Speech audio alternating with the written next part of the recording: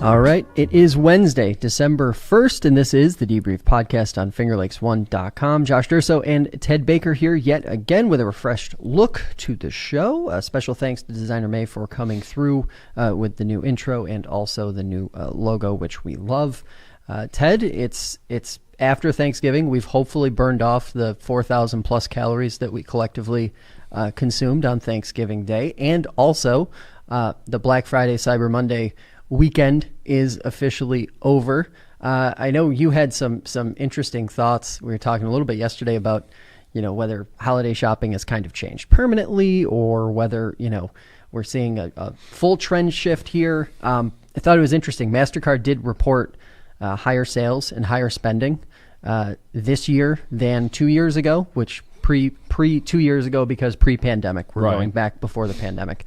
But interestingly enough, especially if you started looking on social media and kind of digging through some of the feedback, a lot of shoppers were frustrated with the lack of sales or the lack of promotions compared to what they were seeing leading up to Black Friday weekend. Interesting, because I'm kind of curious now. Like, all the stores are for the most part closed on Thanksgiving Day, with exception of like a grocery store or two that just stay open to catch whatever Thanksgiving shoppers they need to catch. But it kind of seems like Black Friday's dead. Yeah, I think so. Well, for one thing, I don't have the figure right in front of me, but Black Friday has not been the busiest shopping day of the year in, I think, 10 years or more. It's now the Saturday before Christmas. But the reason I brought that up was it just feels different. I mean, there's not as many ads, I don't think, and I think there's a lack of willingness among shoppers to line up at 5 a.m. to buy the latest game console anymore because they know they might not get it anyway. I just think one of the most underreported big picture stories in our society is all the ways that the way we live is changing. The way we work, the way we shop, the way we commute or don't commute, the way we dress when we're working at home on Zoom.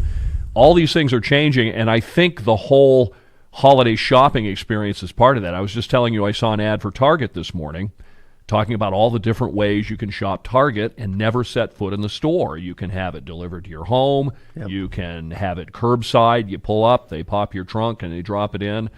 So I think the whole holiday shopping experience is about to undergo some fundamental changes, and I'll just be interested to see if retailers figure that out and change their ways to adapt to the new ways of consumers. I guess I'm curious if it isn't already happening, because we've seen the slow demise of shopping malls over the last 3, 4, 5 years, especially, if you look in the region. Destiny USA is definitely going through a bit of a rough patch, if you want to call it that. And Destiny had previously been kind of like the destination mall in terms of they were doing things different. There was more than just shopping opportunities there, that kind of thing. And then we see a lot of other shopping centers, malls, like the Finger Lakes Mall in Auburn, Marketplace in Henrietta, which have just, they're either almost entirely empty or are looking at things totally outside of shopping as ways to move forward. And it's interesting because so many times we've talked about all of these issues that are totally disconnected to this changeover that we're seeing in shopping, like housing and access to different things and walkability in communities. And you've got these giant properties that are like ripe for addressing so many of those issues, whether it be for seniors, whether it be for folks who have, mobility issues or whatever the case may be, like to essentially create these micro communities inside of larger communities, and also address a lot of the shortcomings that maybe the community at large is experiencing because of this trend in shopping and how it's changed. It's funny because just before we came on here, when you mentioned what you did about that Target ad, my response to you was my wife and I found out last night at like 11:30 while we were looking at our Discover statement that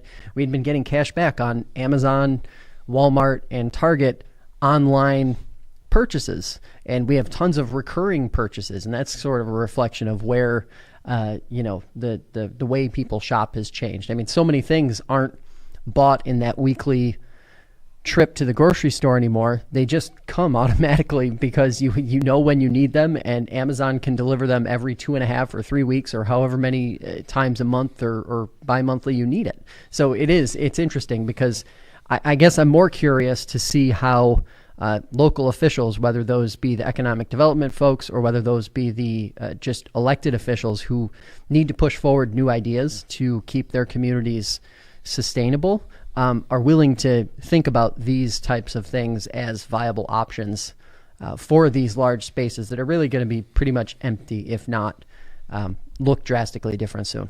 And it all happens so fast. I mean, the small size mall, the Finger Lakes Mall size, is dead. I mean, the 15, 20, 30 store malls are dead, and you wonder, how much longer till the bigger ones. Like you said, I mean, Destiny USA was the mall of the future not too long ago, and now, people just find it easier. I need ink for my printer at home, and Staples has it. There's a Staples in Geneva that I drive right by, but they also offer an option where you can click and have it delivered to your home, and it's like, okay, do I really need to pull the car over, get in the parking lot, walk in, get it, walk out, when I can click and have it show up on my doorstep in a couple of days? It's a real fundamental change. And the other thing I wonder, I mean, to me, traditional holiday shopping, a lot of it's impulse. You walk down the aisle in Target or in some high-end department store, and you see something and go, that's perfect for whoever, and you pick it up.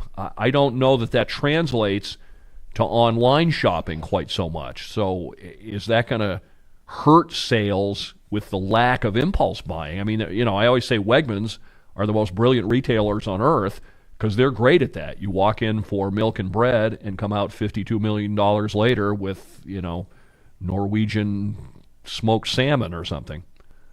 Yeah, it's interesting because, like you mentioned, the small mall thing, and I just did a quick check online to see, because like the Finger Lakes Mall as an example, which is in Aurelius, just outside of Auburn.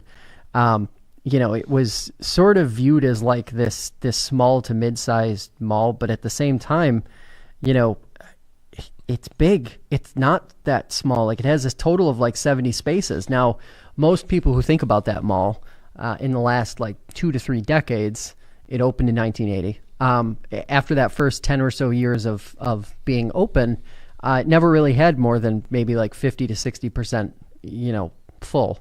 Or never was more than that. And I think that's just kind of like the vastness of those spaces and just how difficult it is to actually do something without, just level. What do? Do you just level the whole building and just start from scratch on that gigantic plot? I mean, I'm not really sure what else you would even do there. Well, but that's every mall at this point. They're too large, and brick and mortar isn't that significant. What really fascinated me is Bass Pro was going to be the salvation of that mall, and then Bass Pro came in, and all the development was across the street. So, I mean, maybe they get some credit for that, but I just found it was interesting that you have this big mall with lots of space, but then all these retailers decided to build new on the other side of 5 and 20 instead of going to the space, which is a whole nother issue for another day, is that commercial space in this country doesn't get reused very often because increasingly people want to build new to their own exact specs.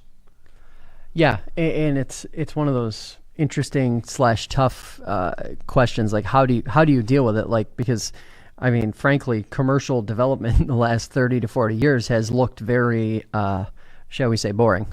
And that's probably the biggest reason why reuse isn't really thought of in the same way that it is with historic spaces. Buildings that were from, the 1800s, early 1900s in a lot of these communities where you have folks advocating to save them. That just isn't the case with these other structures. I mean, and it's interesting. One ugly. Place that has done it, last weekend we visited downtown Clifton Springs, and there's an example of a place that has saved that beautiful architecture and has small boutique kinds of gift shops and art galleries and things, and that could be a model for some other communities, although in many communities it's too late because those structures aren't there anymore. Yeah, it is. So let's shift gears here a little bit. The controversial solar project in Waterloo has been given the green light. Trelina got its way, winning state approval for a massive solar farm in the town of Waterloo. Neighbors who opposed the development cited declining property values and environmental concerns, among plenty of others. The state, though, granted the approval after it went through the siting process.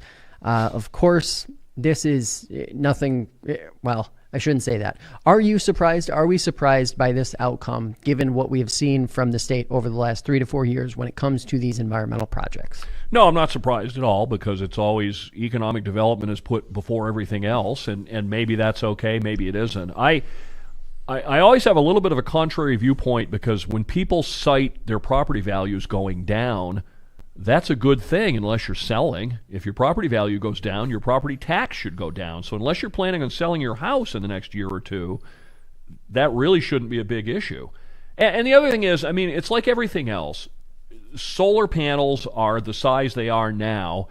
In 5 or 20 or 50 years, a solar panel this big may generate the same amount of energy. I mean, you know, when you talk about computing, the early computers filled this room, and now we have them strapped to our hips. So I think if you give it enough time, and that instead of just, there's always this reflexive opposition to solar power, wind energy, anything alternative, give it time and give it resources for development, and we need it. I mean, fossil fuels are finite. I've had this argument with people in the past. I mean, you can frack and you can squeeze every last drop out of the rocks.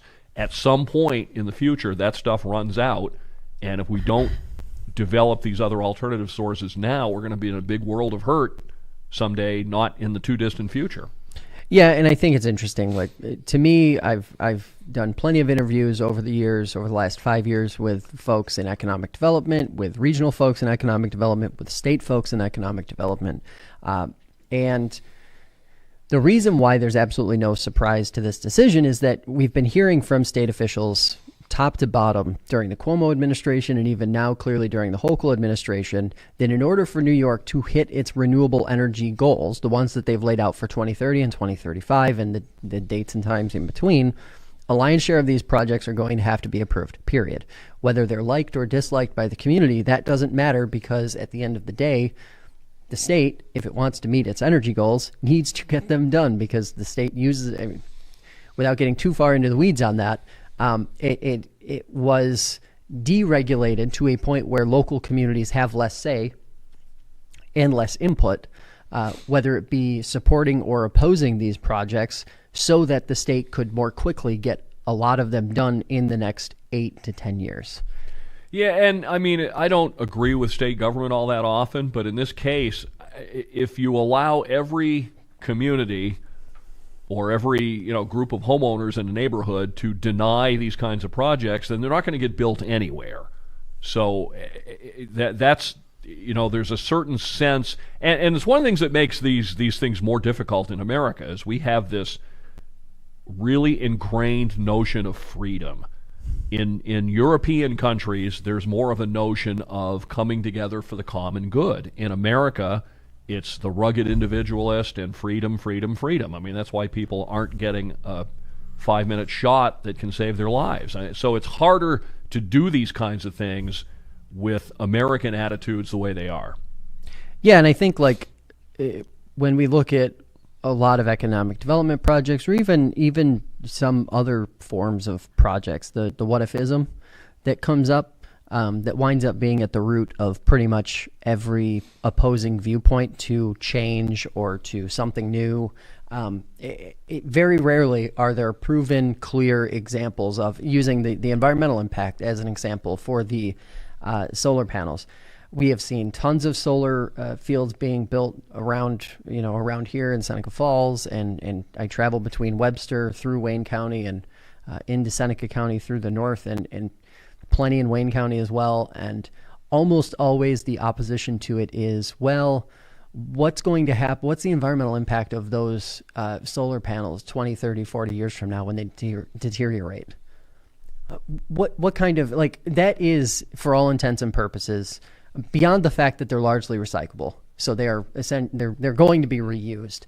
It is a what if concern based on no tangible evidence to the contrary, to point out that there is some sort of life or death environmental impact to solar arrays, which, by the way, have now been in use and in action for, I would say, probably 15 or 20 years on the residential side. I mean, there are businesses here in the Finger Lakes that have built entire large businesses around the concept of solaring, so to speak, homes. And it just, to me, it's one of those really like troubling things that comes up every time we see a development or we see a big polarizing issue. You get all these what ifs attached to something that is just, it's pure speculation and not much else. Well, and I think we have to remember as well that the fossil fuel industry has a lot of money and spends it to get politicians elected and spends it on advertising to convince the public that we don't need all this new technology. So I think you have to keep that in mind. There's a whole industry here, a giant one, that feels threatened and isn't going to let go easily. Yep. So let's shift gears one more time here. Last week we saw mask mandates return, at least sort of. Erie County announced last week that it would implement a universal mask requirement inside all public buildings. That includes private businesses too. That was met with praise from some state leaders, including Governor Kathy Hochul, and local public health officials across the state. It also triggered what many thought would be widespread mask mandates at the state and local level. Instead, the governor issued an advisory saying people should wear a mask if they're smart indoors. And at the county level, we've seen a couple counties jump on board, but at a significantly reduced impact. For example, Monroe County yesterday unveiled its own 4-phase approach to dealing with what has been rising COVID numbers. And instead of a mask mandate in phase 1, or in any of the phases, they're requiring masks and remote working for county employees. And there is no private business mandate connected to it.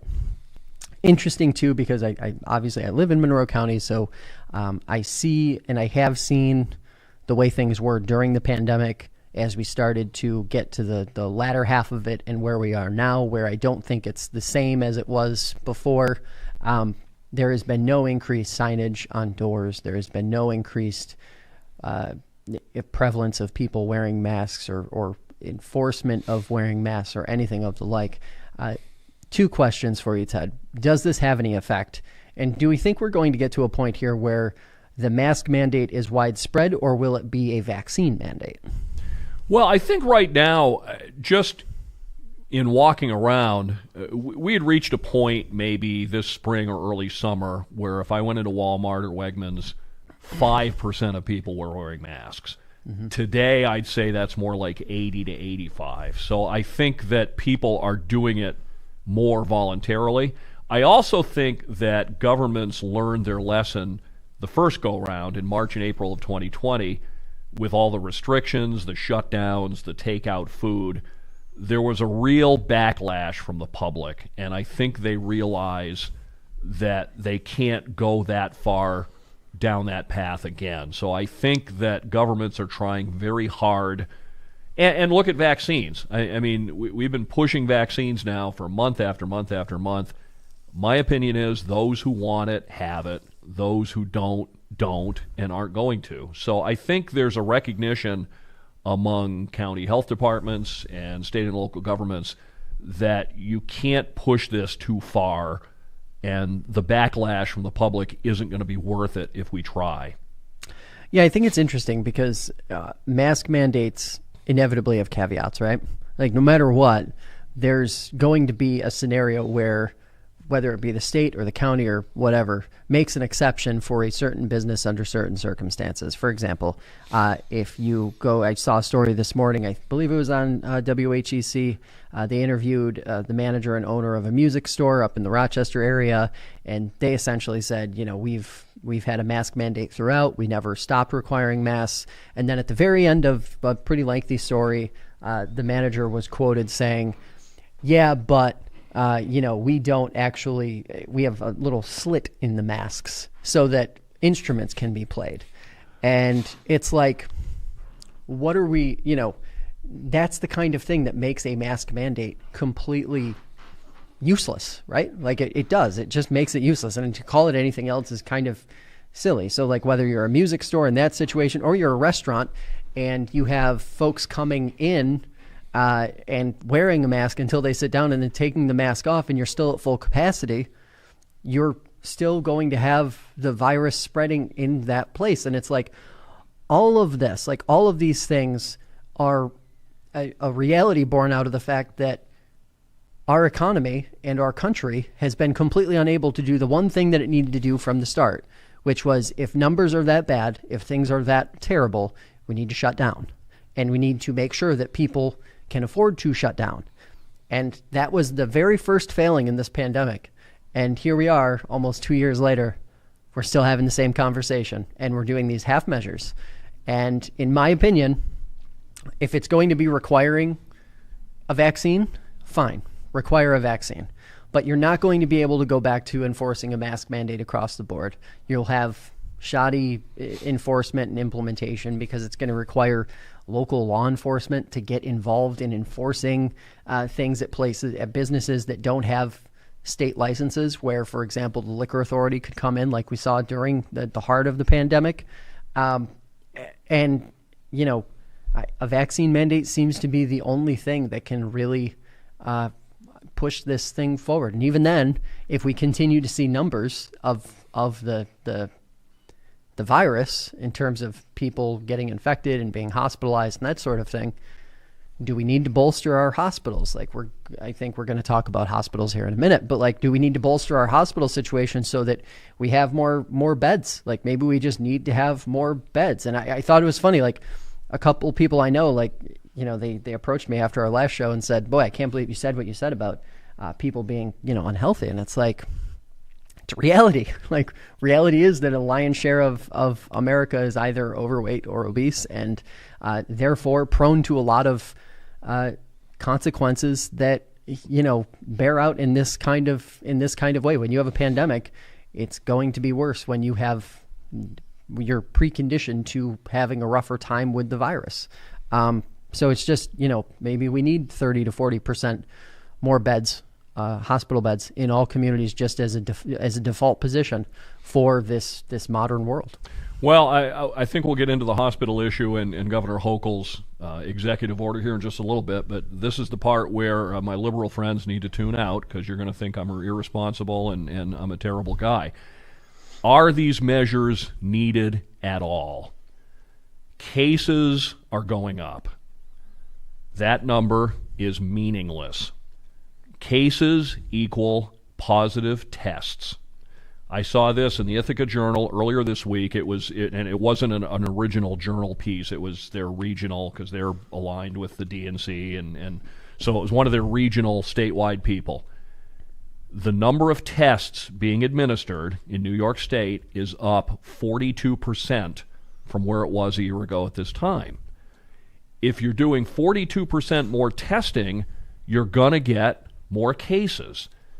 Cases equal positive tests. I hope that idea isn't, there are still people who will fight me on that very basic idea, but that's what cases mean.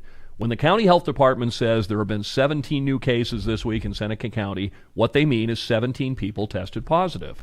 So what we need to know is how many tests are being done and who's being tested. So we know that there are 42% more tests being done this fall, so that number is going to be higher. The other thing that we're seeing is because of mandates and test out options, increasingly the population of people who are being tested are who? The unvaccinated.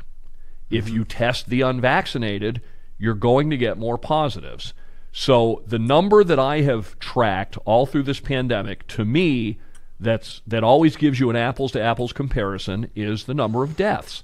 That's the ultimate negative outcome. That's what we want to avoid more than anything else. We don't want people to die from this virus. In New York State, as of 3 days ago, November 28th, that's the last number I saw, the 7-day rolling average of deaths in the state was 8 on November 28th. On June, I believe it was the 18th, it was 8. The number of deaths in New York State has relatively been flat for 5 months now. Does that mean that we shouldn't do anything? That's not what I'm saying. Does it mean don't get your vaccine? No, get your vaccine. Does it mean we shouldn't wear masks? I don't know. If somebody asks me to wear one, I'll wear one. I frankly find it kind of a pain because I don't breathe real well with something over my face, and being a glasses wearer, I get all fogged up. But where in any media have you seen, and by the way, let me just back up a step, nationwide, COVID deaths, again, the rolling 7-day average, have been steadily declining since September 22nd. For 2 months, that number's been going down, down, down, down. But here comes a new variant, and so Good Morning America goes on full DEFCON, and the New York Times, and CBS News, and CNN, and everybody else. Where have you seen in any media that deaths have been going down steadily for 2 months? So, rant over. But if you're going to track this thing, we need to do it with a number that makes sense. And cases are not that number. Tracking cases tells us nothing. Yeah, and I guess to that end, let's get into the hospital part of this a little bit, because I think it's interesting. This morning I was reading in the Auburn Citizen that Auburn Community Hospital appears to be doing okay right now with their capacity. Obviously a very small hospital serving a relatively small community by comparison. But then in Syracuse, just 20 miles to the east, all 4 major hospitals there are, I believe, at around 92 or 93% capacity. So they've only got a handful of beds left. Interesting, I think, obviously, because we've got the no elective procedures mandate going into effect, right? That begins Friday, so in a couple days from when we're recording this right now, and that will continue for those hospitals until the staffing and capacity issue has either resolved itself or until mid-January. It's interesting because, and I'm curious what your thoughts are on that, because to me, this again puts us back in the middle of the pandemic where it only is going to hurt our hospitals and health systems long term by limiting what they can do. Because what we learned through the pandemic was that financially, these systems are able to exist off of the money that is made off of these quote-unquote elective procedures or procedures that are not life or death. Again, I guess this is probably a reality of for-profit medicine and for-profit health where, you know, for the last several decades, it's been a whittling away of beds instead of, you know, trying to hold the line or maybe even grow the number of beds or innovate, I suppose. But what are your thoughts here as we look? It doesn't really seem like we've gotten a clear answer from our hospital systems in the Rochester area or those in the Finger Lakes, whether there's going to be reductions there. We've heard a lot about Thompson Health, obviously, in Canandaigua. Almost assuredly, they would be included in this no elective procedures, since they were diverting patients just a couple weeks ago and also have a gigantic shortfall in staff.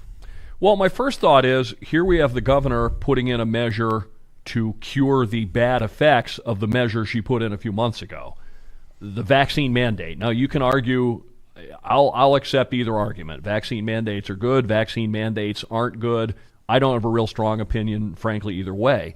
But she should have known that putting a vaccine mandate in place in an industry that was already seeing staffing difficulties was going to lead to real staffing difficulties. That's number one. Number two, were these hospitals consulted in any way, or is this another top-down?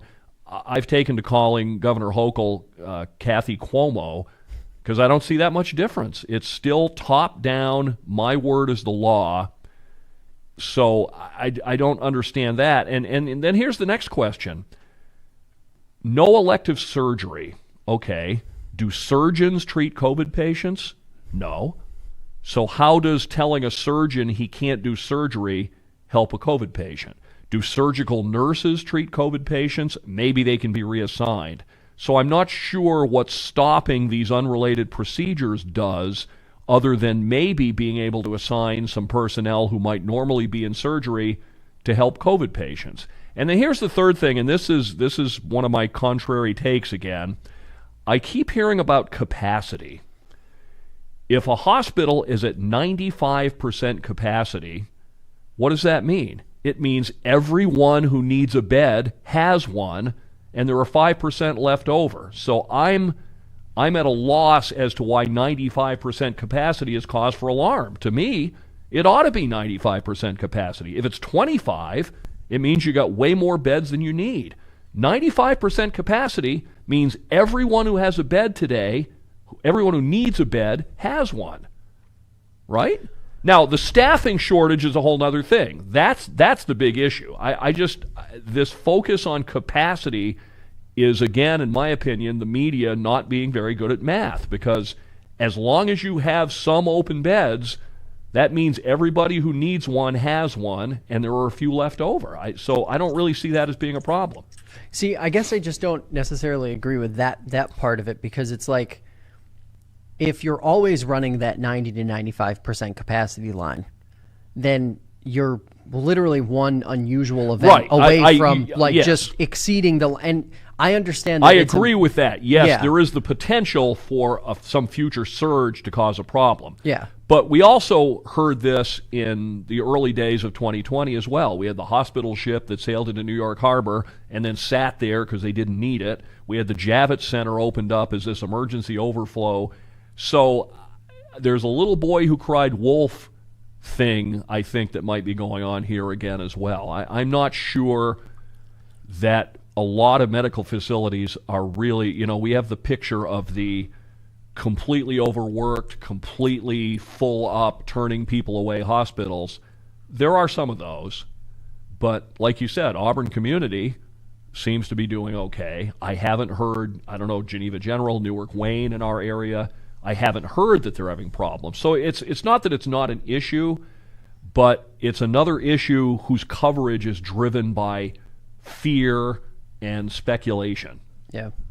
Yeah, it's interesting. I just think when I sort of think about long-term solutions to this current scenario, I think to myself, what is the short-term cost and long-term benefit of simply saying, and obviously on the other side of the pandemic, saying every hospital should have 10 to 25% more capacity than it did when the pandemic started, period. Like, that should just be a standard. And then we'll go from there, reevaluate it in 10 years. And if 10 years you wind up not needing as much capacity, reduce it slightly. But I think what's happened is we've for too long been in this mode of, let's just have barely enough. Let's just have barely enough. And it doesn't have to be a pandemic. It could be, I can recall earlier this year, I believe it was, there was a car accident on the thruway involving a bus. And patients wound up getting zoomed out to, I think, 4 or 5 different hospitals, a bunch in Syracuse. The Auburn Community took a bunch as well. And it was sort of one of those scenarios where, like, if 1 or 2 of those events happened in the midst of this max capacity scenario, what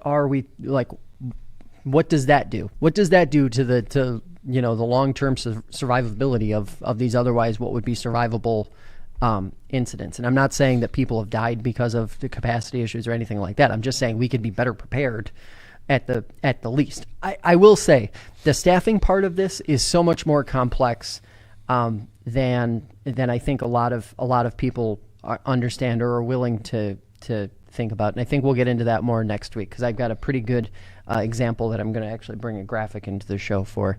But let's quickly touch on it. I know we didn't plan it, but I want to talk about it anyway. The saga involving Andrew and Chris Cuomo.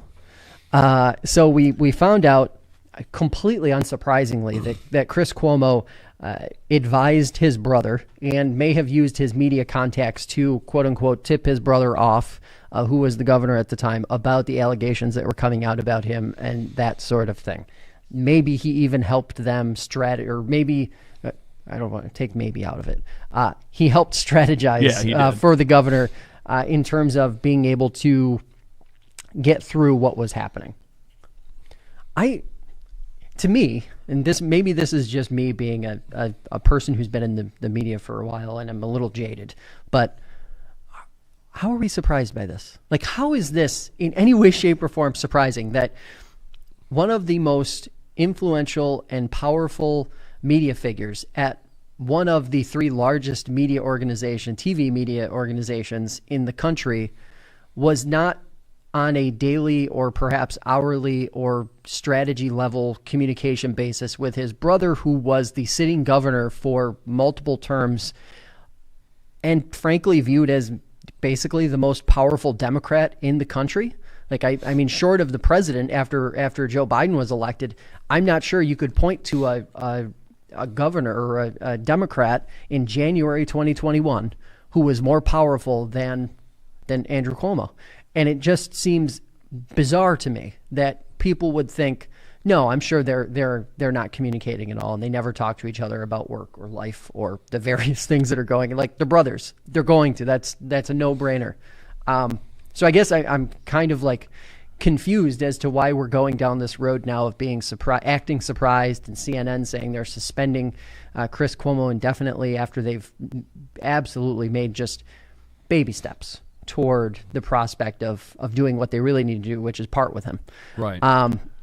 Does it mean he can't work in media? Does it mean he can't have it? No, he can absolutely do any of those things, but he definitely shouldn't be tied to an organization that tries to tout itself as being fair and balanced and unbiased and all those other things. Well, I'm not surprised by it at all. And this might be a contrary opinion to a lot of people in media. I don't have any problem at all with Chris Cuomo at CNN helping his brother.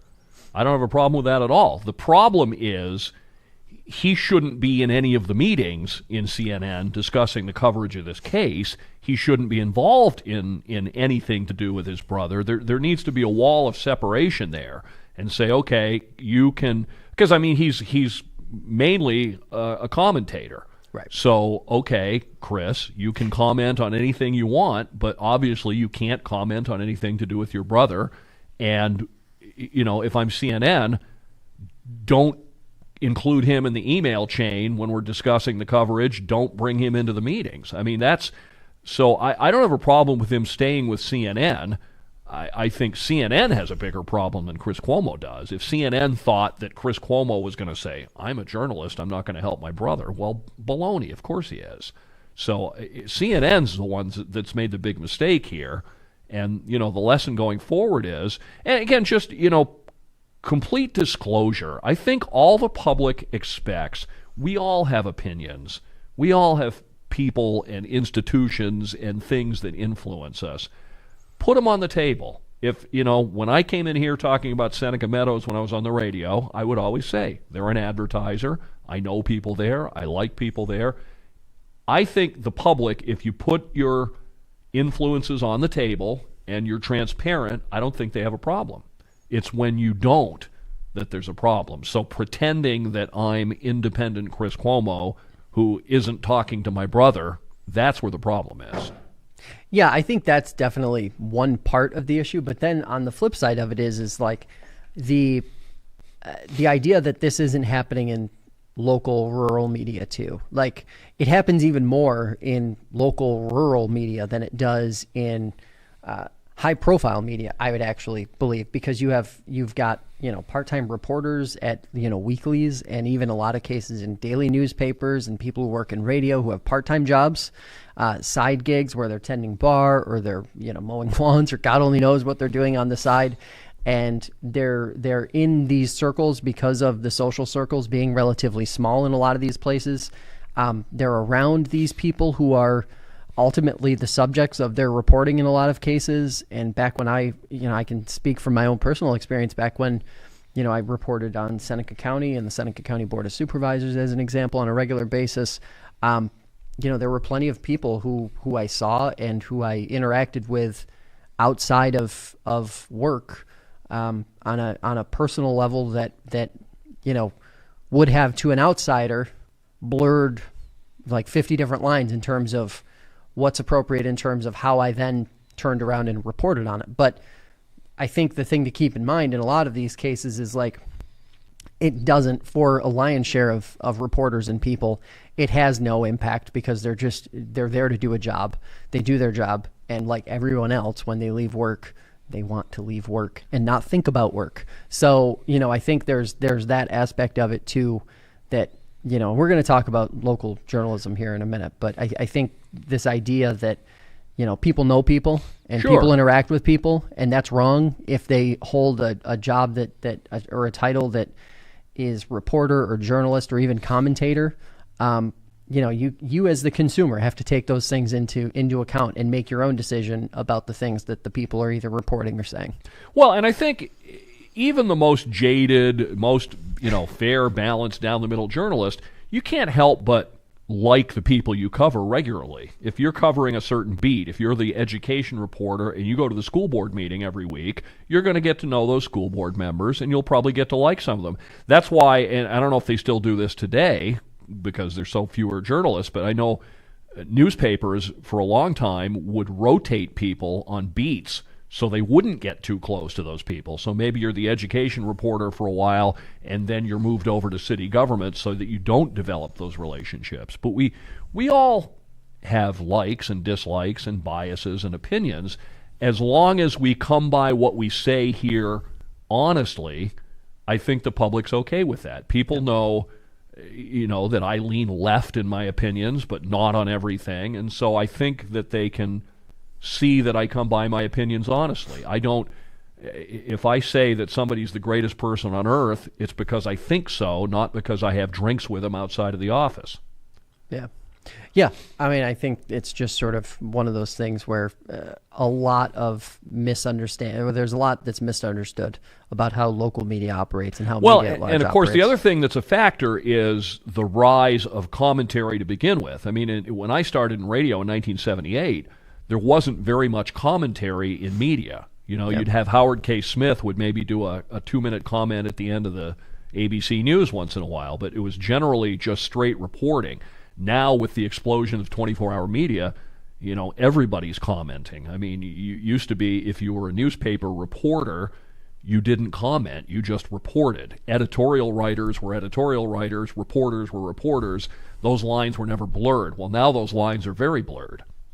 Yeah, it's interesting. So let's spin off of that a little bit. We've got the Local Journalism Sustainability Act, which I thought was a great thing to talk about because we talked about the Alden Capital bid to buy Lee last week. Question is, will it do anything? Is it going to work in any way, shape, or form? Here's how it works. The state proposal, this is just a state proposal, so only in New York State, would give subscribers of local news organizations a tax credit for up to 80% of subscription costs in the first year, and then 50% in all years following. It would be capped at $250 per year. And then also, in addition, local news organizations that employ a full-time journalist or any full-time journalist would be eligible for a quarterly tax credit for up to 50% of their salary in year 1 and then 30% in years 2 through 5. Interesting. I'll give you my take before you jump off on this. It doesn't fix the long-term sustainability issue for news organizations, right? Like making money is not a year 1 through 5 problem. It's a forever problem. And this actually kind of could damage it more than actually help, even though I think it's probably well-intended in terms of how it would work. You have way too many. So one, trying to decipher the difference between a local news organization and one that is local but owned by a gigantic conglomerate like Lee or Gannett or Community Media Group or whoever it might be. That is one issue, I think. And then also finding a way to replace that lost income or that lost tax revenue after year 5 will really create a pinch, a greater pinch, because you're going to have businesses that, when it's implemented, if it's implemented, say, hey, we can hire 5 or 6 or 7 people. Let's do it. And they'll do it. And ad revenue won't supplement the loss of that tax credit after year 5. And then you will see a new wave of people being let go because the dollars and cents just don't work. I think that the biggest issue that and we talk about it from time to time on the show, I think the number one biggest issue that media has right now as it exists present day and as it has existed in the past is that it has too much overhead for how much revenue it actually makes. Now, there are some organizations out there that make a lot of money and can therefore have a little more overhead. But I think a vast majority of traditional media outlets have a lot of overhead from the last 2 to 3 decades, and they do not have the revenue to cover it, present day or in the future. So that is what needs to be fixed. And this does absolutely nothing to fix that, in my view, other than just giving local news organizations and entrepreneurs the false hope that the state is going to help make employing people in New York a little easier, because they're not. Well, my first thought on this is we really don't want government and media this close together. We need to keep them apart. I don't think having the state government, and I believe in the stalled Biden second infrastructure bill, there's a similar thing on the federal level, at least on the employee side. I don't know about the subscriber side. On the subscriber side, it's too little too late. I really don't think that what's keeping people from subscribing to their local paper is that they don't want to pay a few bucks. It's that they don't feel like the content's worth it anymore. And I mean, you know, I hate to say that. Believe me, I know people in the newspaper business. I feel bad for them. I feel bad for the cuts that have taken place in the broadcast business. But I'm not sure that subsidizing subscriptions is really going to help at this point. And then I agree with you exactly on the employee side. Those hires will last as long as the subsidy lasts. That's the problem with subsidizing things, is it comes to be expected. I mean, look at farm subsidies and the farm bill debate that comes up every few years. So I don't think it really helps the problem, and I really, really don't want to see government getting its nose inside the tent of journalism. I don't think it belongs there at all, even in this well-intentioned way. Yeah, and I'm also not really sure how well-intentioned it is or can be if the people who are proposing it, and from, I haven't been able to get a good read on this, but from what I've read, it seems like this is literally only intended for truly local news organizations. And there are like very few of them. There just aren't that many.